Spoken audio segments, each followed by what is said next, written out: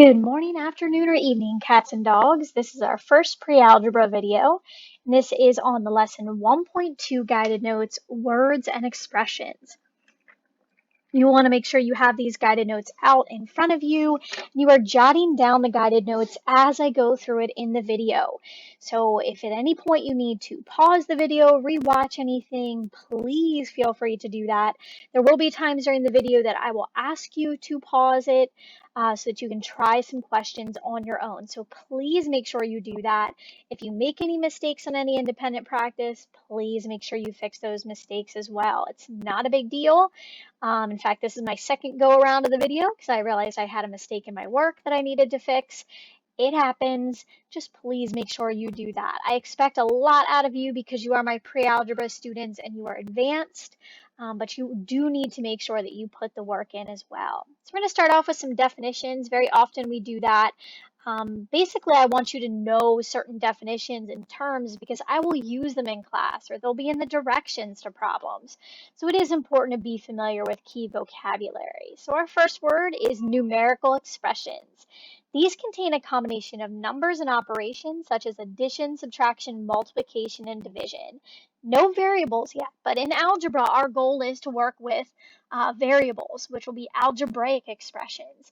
So for right now, we're just working with numerical expressions, something you've been working on since elementary school. Even my son, who's starting kindergarten this year, he works with numerical expressions as he's doing some practice addition problems, and he seems to love multiplication. So that's the other type of numerical expression he's often working with. But you've seen these before.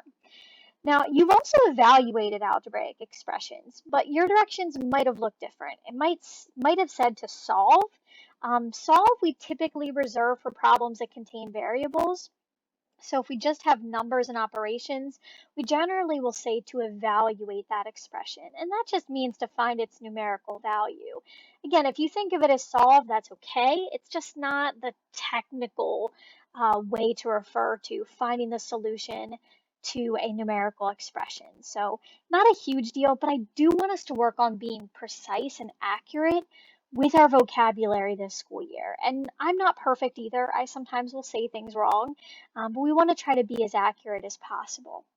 So anytime we see numerical expressions, one of the things we need to talk about is order of operations. Back in elementary school, you probably learned about PEMDAS. You might have done Please Excuse My Dear Aunt Sally. And I used to teach it that way as well.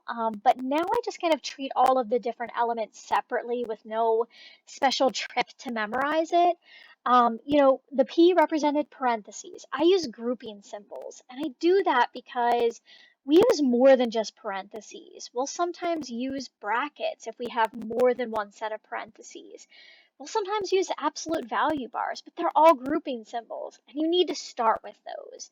Work from the center out, and if you have grouping symbols, make sure that you're using the order of operations inside the grouping symbols. That's important. Next is exponents. While we won't get to them too much in this video, at the very end we will. The next video and some of the videos coming up or some of the in-class work will involve exponents. So that comes after grouping symbols.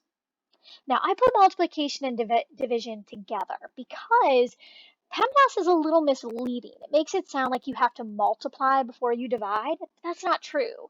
You do whichever comes first from left to right.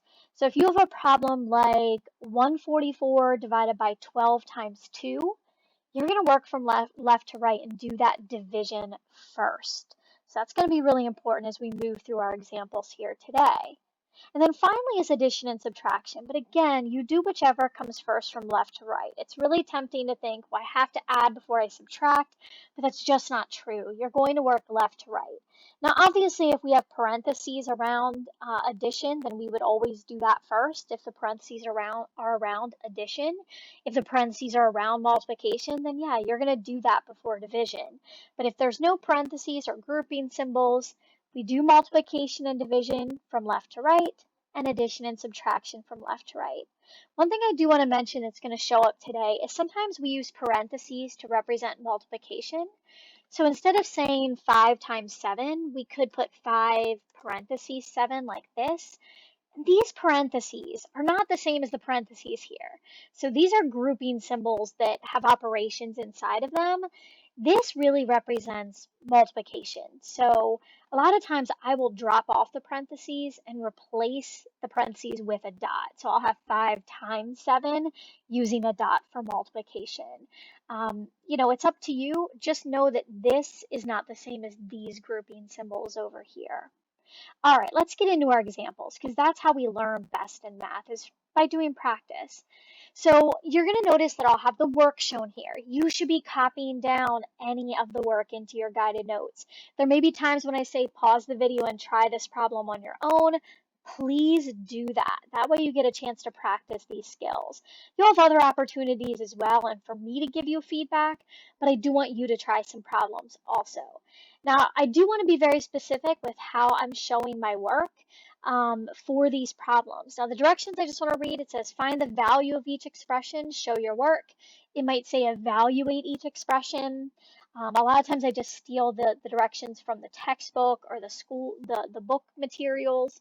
And the reason why I do that is because that's generally what you'll see on the test. But we could say evaluate each expression or find the value of each expression. I do expect you to show your work, even for the simple problems. It is so important for you to show your work this year so that I know what you're thinking. If you show no work and you get an answer wrong, I have no idea where you went wrong. I can guess, but I don't have a really good idea. If you show all of your steps and you show all of your work, I can help you a lot better to figure out where you're making your mistake or mistakes. Even if you get the answer correct, it's still important to show the work because I've had students get a final answer right and their work is completely wrong. It seems weird, but it's happened in my 17 years of experience. So please show your work. One of the other things I do ask is that you work down for these kinds of problems, not across. What I mean by that is sometimes I see students who write 6 plus 3 times 9 equals 6 plus 27 equals 33. That can get really confusing at times of knowing what step you did, what you didn't do, making sure you carry all of the numbers over. I would definitely really push you to not show your work that way and work down instead. I did underline each step that I completed. You don't need to do that. I've seen students highlight it. I've seen students make little lines go down, and I've seen students not put anything and just show their work going down, going vertically. And that's okay. You don't have to necessarily underline it or highlight it or anything. One of the other things I see students do often, I feel like they learned this in one of the earlier classes, is to say, oh, I'm going to do 3 times 9 first. That's 27. We'll put a little 27 up here. That can get really confusing for some of our later problems. These first few are pretty easy. If you do that, you're probably going to be fine. I do have to say, as you go through the practice, though, that might be a little harder to show your work that way. So I do suggest you show it the way I ask you to, which I know, we love to have different ways to show work. This is just from years and years of experience of working with students. What's the best way to show the work? So I would encourage you to show it this way. So let's begin with our first one here. Question number 2, 7 plus 7 times 3. We don't have any parentheses. We don't have any exponents. We do have multiplication. So I'm going to start with 7 times 3, which is 21. And then I'm going to finish up by doing 7 plus 21, which of course is going to get me 28. So a pretty basic problem. Not expecting to see a ton of work, but I do want to see a few steps to make sure that you know how to show your work. Also in this lesson, I should mention, and I probably mentioned it in class, we are not using calculators in this first unit. I did make the numbers relatively simple so that if you're not using a calculator, which we're not, they're going to be pretty easy for you to do. If you make a calculation mistake again, it's not the end of the world. Just fix it. It's going to happen. All right, go ahead and pause the video. Give question number 3 a try on your own. All right, how'd this problem go? Hopefully you started or realized that because we have addition and subtraction, no parentheses, no exponents, no multiplication or division, you have addition and subtraction, you have to work left to right. So 26 minus 4 is going to get us 22. Do 22 plus 9 to get 31. All right, let's move on to some more practice. Again, if you have questions about any of these, please check in with me. Send me an email, see me at office hours, see me in class. I am more than willing to help you.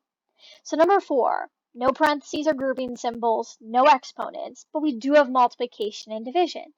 Remember, we work on those from left to right. So division comes before multiplication, so I'm going to do that first. 10 divided by 5 is 2. So I do 2 times 3 to get my solution. That, of course, is 6. I do always like to circle my answer as well, so I know what the solution is, so you know what the solution is, and we know what the final answer is. All right, pause the video, give number 5 a try. All right, so number 5 you're going to notice is pretty much identical to number 4, except we have different numbers.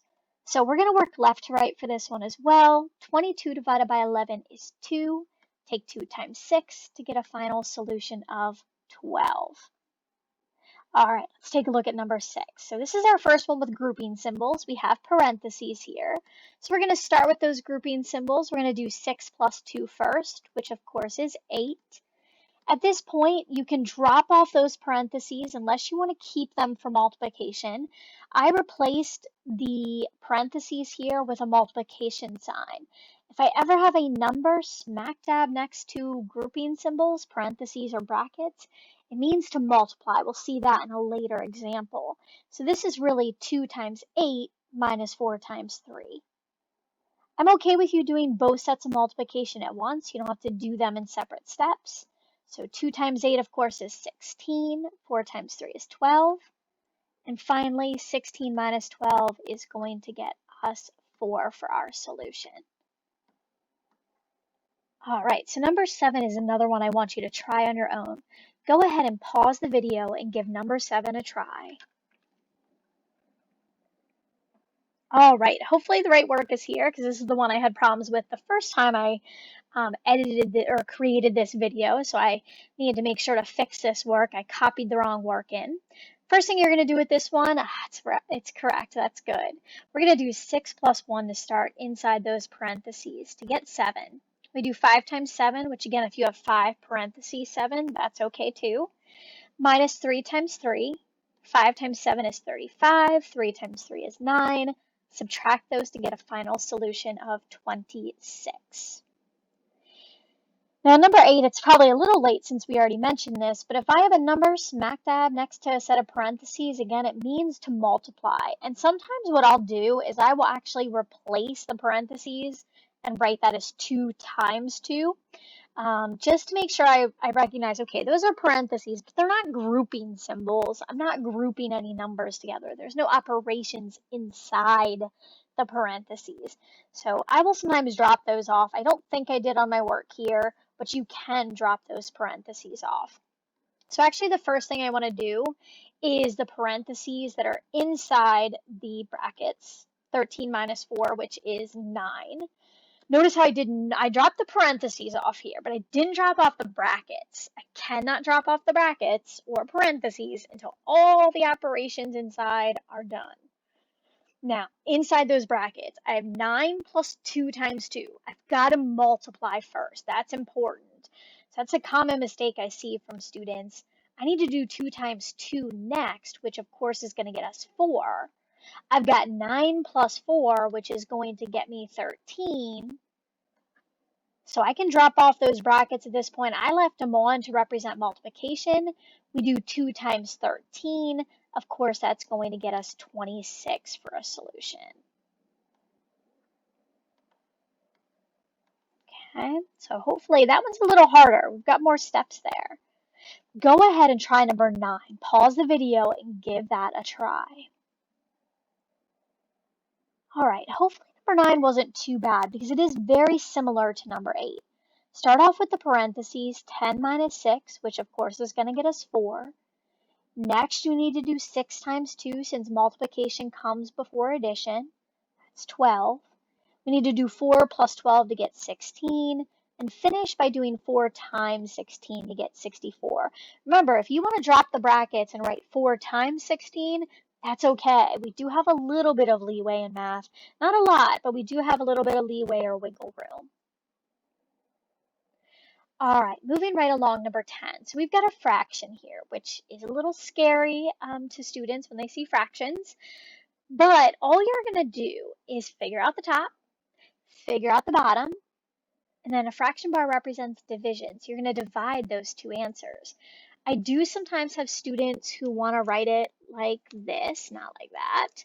67 plus 13 divided, I'm going to use the slash for division, 34 minus 29. This is not quite correct. If you're going to write it like this, which I wouldn't suggest, it's not necessary, but you need to put parentheses around the top, which is our numerator, and around the bottom, which is our denominator. So make sure that you do that if you choose to write it as a big long line from left to right. What I did instead, let me pull this work down, is I figured out what 67 plus 13 was, which was 80. I accidentally wrote 70 originally, so I had to fix that. So, we all make mistakes, including the teacher sometimes with 17 years of experience doing this. But 67 plus 13 is 80, and then 34 minus 29 is going to get us 5. That fraction bar again represents division, so we do 80 divided by 5. Now, that's not super easy to do mentally, but you can figure it out. You can do your fives all the way up until you get 80, figure out how many of those are. You can do long division if you choose. Luckily, I have 16 by 5 memorized, but you should be able to do that one without a calculator. All right, let's give number 11 a try. We'll see some more with fractions later on in this lesson. Perhaps not in this video, but in the next lesson. Well, I think there's one more. When we do exponents, we will see more of this. All right, number 11.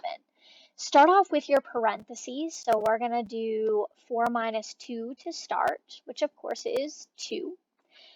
And then we've got 6 times 2. I use 6 parentheses too, that's fine, instead of replacing it with a dot there for multiplication. So I'm going to do 6 times 2 multiplication next to get 12. And then we've got 12 plus 8. Oh, I did replace it with a multiplication here. I missed that step. You don't have to do that, but it does help a little bit. But 6 times 2, or 6 parentheses 2, is going to get us 12. Do 12 plus 8 to get your final solution. That will be 20. All right, let's take a look at number 12. Moving right along here. Start off with your parentheses inside your brackets. So I'm going to start off with the 2 plus 7, which of course is 9. I did not drop off the brackets though because I still have an operation, division, inside of those. So I'm going to do 9 divided by 9 next. That is 1. So I replace the brackets with multiplication. So I've got 3 times 1 minus 3. Do multiplication before subtraction. So 3 times 1 is 3. 3 minus 3, of course, gets us a solution of 0.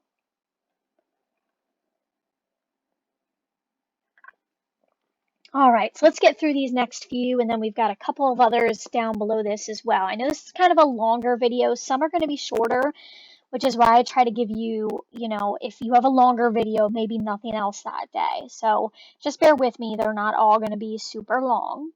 Number 13, we're going to begin with the parentheses. And also feel free, if you want to pause the video at any point and work ahead and then check your solutions, you may do that. That's the benefit of having videos and having it recorded. Start with the parentheses or grouping symbols. 8 times 7 is 56. Now we're going to do 56 divided by 14, which again, that might not be easy to know mentally, but 56 divided by 14 is 4. Take 4 minus 1 to get our final solution, and that's going to be 3. All right, so for number 14, here's our other fraction problem. Do the top, do the bottom, divide. So 4 times 18, not super easy to do mentally, but that is 72. 2 times 9 is 18. So we have 72 divided by 18 is 4. Some of you might have recognized, like 4 divided by 2 is 2, 18 divided by 9 is 2, and if I take 2 times 2, I get 4. That trick does work here because you can divide those separately and then multiply the answers.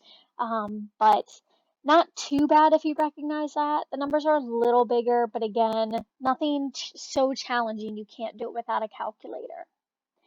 All right, quickly moving on to number 15. I'm going to move quicker through things once we've seen a lot of examples because I know you might not need as much guidance with those. So 9 times 8 is going to get us 72. So I'm going to start with that inside the parentheses. And 100 divided by 5, which of course is 20. So I've got 72 minus 20. I can drop off those parentheses now that there's no operations left. Do 72 minus 20 to get our solution, and that is going to be 52.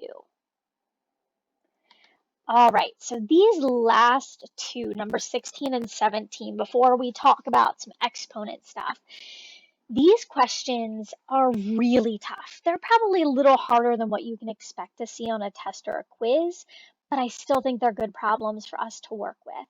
So in number 16, I definitely have to start inside the parentheses. So I'm going to start by doing 8 plus 2 and 8 minus 3. 8 plus 2 is 10. 8 minus 3 is 5. Now, I did do a separate step, and I dropped off those parentheses because sometimes students see parentheses and they're like, well, I have to do that. There's nothing to do inside the parentheses. They just represent multiplication. So I have 5 times 10 divided by 2 times 5. Now, multiplication and division, we work left to right. Multiplication comes first. So I do 5 times 10. Now, that doesn't mean all the multiplication comes first. I work left to right. So I do 5 times 10, which gets us 50. Now, again, I still work left to right. 50 divided by 2 is 25. Take 25 times 5 to get my final solution of 125. It's really tempting at this point for students to do 5 times 10 and get 50, 2 times 5 and get 10, and divide them and get 5. So if you were working ahead and you got 5, you're not the only student. I have many, many students every year make that mistake. Work left to right. Number 17 is really similar, except it is slightly easier. I did rewrite it as 3 times 8 divided by 4 times 2. Now we work left to right. So 3 times 8 is going to get us 24. Sorry, that line is not straight, and that's going to bother me. I'm a bit of a perfectionist. Let's fix that. All right, that's better. 3 times 8 is 24, so I have 24 divided by 4 times 2. Work left to right. 24 divided by 4 is 6. 6 times 2, of course, gets us 12. And again, a lot of times students will get 24 for 3 times 8, 8 for 4 times 2, divide those and get a solution of 3. You do not get the same solution. Order of operations always apply.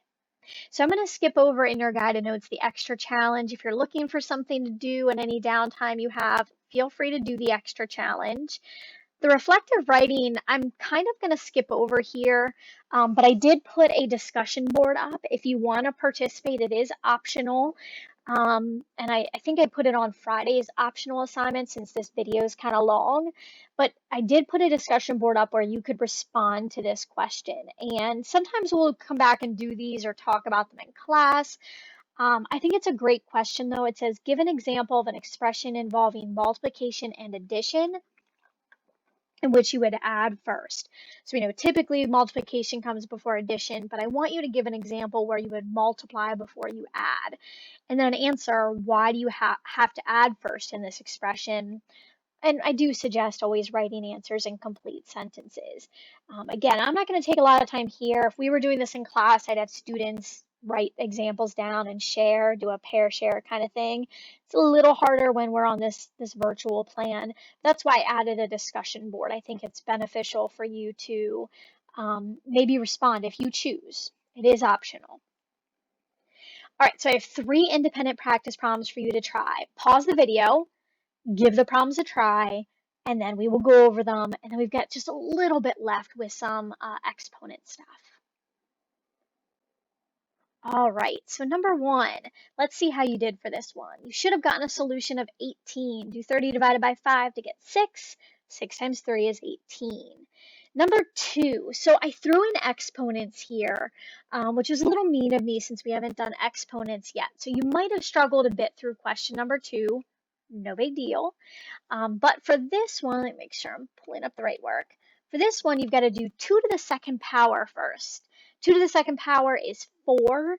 Even if you say 2 times 2, like by multiplying the exponent by the base, which is technically not correct, except for this one, you still happen to get 4. So that's why I figured it was easy enough for you as my pre-algebra students to perhaps try on your own before we talk about exponents. But 2 to the second power is 4. So in the numerator, we have 5 times 4. 7 minus 2 is 5. 5 times 4 is 20. Take 20 divided by 5 to get a final solution of 4.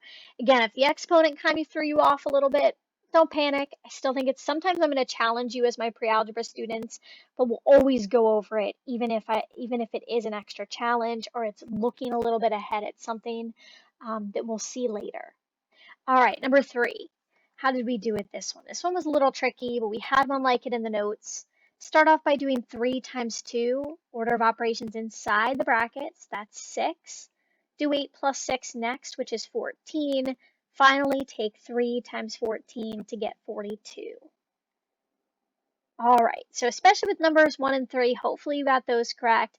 If you didn't get number 2 correct because of the exponent, not the end of the world, because guess what's next? Exponents. All right, so let's go quickly through the vocabulary because I don't want to make this video too much longer here. We've got 3 to the 4th power. This entire thing is called a power, and it's called a power because it is a number that is expressed using an exponent. So this entire thing is called a power. Sorry, I got distracted because something must have fallen upstairs. The big number is our base, so big number, base. That's the number that's going to be multiplied. The little number is our exponent. It tells us how many times the base is used as a factor, how many times we're going to multiply it. Now, any number raised to the 0 power. We're going to see this in some of our examples in the next video and as we work into things next week. Any number raised to the 0 power is equal to 1. Generally in class, I give students a chance to guess what it is. A lot of times students say any number to the 0 power is 0, or they'll say it's the number itself. It's not. It's always going to be 1. Spoiler alert, later on this year, we should have a chance to talk about why it's equal to 1. But if you want to make sure, or if you want to look it up ahead of time, feel free to Google it, because if you look up why is any number to the 0 power equal to 1, you should be able to find out why it's equal to 1. But we'll talk about it later this year too. Double stars at the bottom of this, it says you must put parentheses around the base whenever the base is a negative number. So if I have negative 7 to the 4th power, I have to put the negative 7 in parentheses. If that base is negative, put it in parentheses. Also when the base is a fraction. So if I have 1/2 to the 5th power, I need to make sure to put that fraction in parentheses. The other time you're going to want to put it in parentheses is if you have an algebraic, it could be a numerical expression too, but if you have an expression that is being raised to a power. We're going to see all of these in just a few moments. All right, number 18 in your guided notes. Feel free to try these on your own. We're going to go through them really quickly. So number 18, I've got 5 times 5 times 5 times 5 times 5 times 5 times 5. I can write that as 5 to the 7th power. And again, those directions, sometimes I skip right over the directions, but it does ask us to write each expression using exponents. So we have 7 5s being multiplied. That's 5 to the 7th power. Number 19, we've got 4 negative 7s being multiplied. No dots there to represent multiplication. Those parentheses are good enough to indicate that we're multiplying those. So this needs to be negative 7 in parentheses, since that base is negative, to the 4th power. Number 20, here's our example of fractions. So I have 3 1/3s being multiplied. Notice I have the dots there. I don't technically need them, but they do tell us this is multiplication. So it's 1/3 in parentheses to the 3rd power. Number 21, throwing in some variables. We have 5 d's being multiplied. D times D times D times D times D is d to the 5th power. Not to be confused with 5D, which is when we add 5Ds together, not multiply them. We'll talk more about that as we go into the year as well. Number 22, I mixed in multiple variables here. So I have two A's, so A to the second power. I have four B's, so B to the fourth power, and two C's, which is C to the second power. I'm going to mention here you do not need the dots between these. You could squish them right next to each other and write A squared, B to the fourth, C squared. That works. Notice how I use the word squared instead of saying A to the second power. You can say it either way.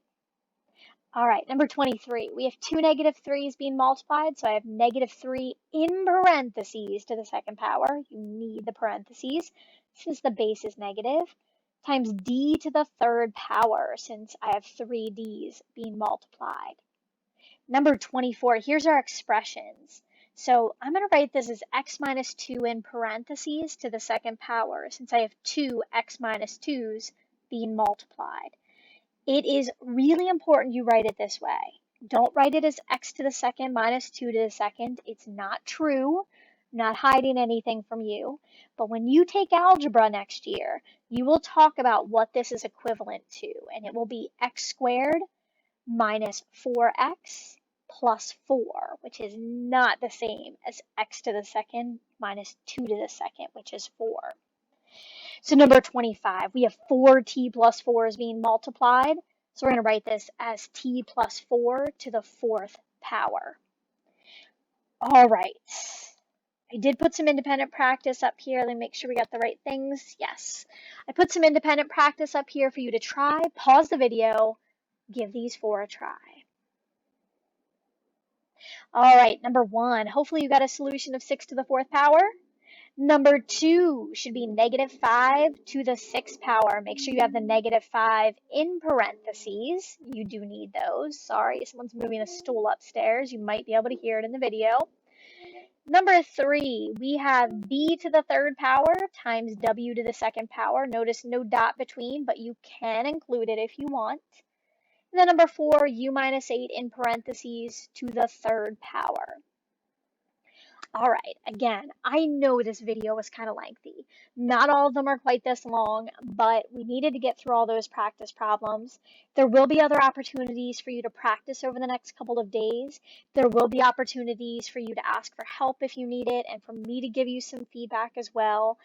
There will be a graded classwork next week on this, so it is something you will see. But that, on a day like today when you have such a lengthy video, I don't want you to worry about doing too much practice, but come back to this tomorrow if you need be, or any other time when you are working through some practice, to give you a little bit of additional support. I know this is a weird way for us to learn, but I promise you we'll all get through it together, and I am here to help. So if you have any questions or concerns or need anything from me, please see me. Till the next video, have a good one.